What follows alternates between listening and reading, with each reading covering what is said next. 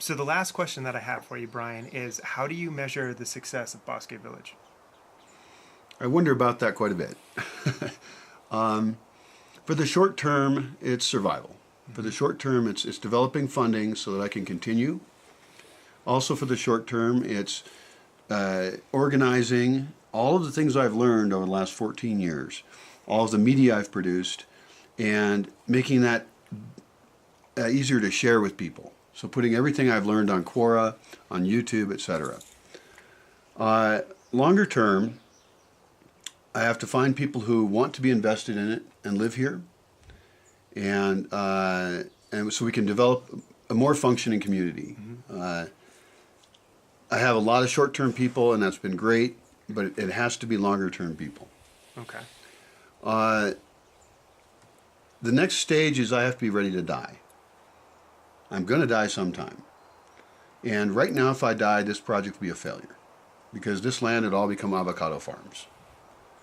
And so I have to set these systems up so that once I die, the land goes into an ownership state of some kind that protects it. Now, that might mean that it goes to the nonprofit, if the nonprofit's functioning well. It might mean that it gets broken up and parts are given to people who have the same idea, and that it continues as kind of sub-projects of it. I don't know, but that's absolutely on my mind every single day. And then long term, what really matters is that we can see some difficult times for the future of the world.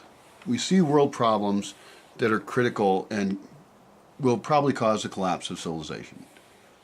So the goal is to have solutions in place that people can copy so that that collapse isn't total, so that we can perhaps even avoid a lot of parts of it, and that the future is one we can really have hope in.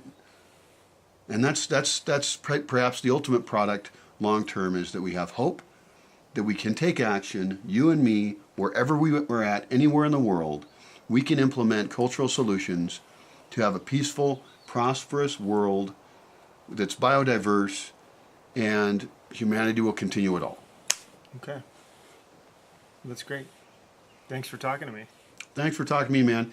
And it has been an absolute pleasure to have you here. Thank you. Our conversations off camera have been really fun. They bounced all over the place. The playwright is thinking about big topics. Hopefully you'll read some of his novels someday and see some of his plays.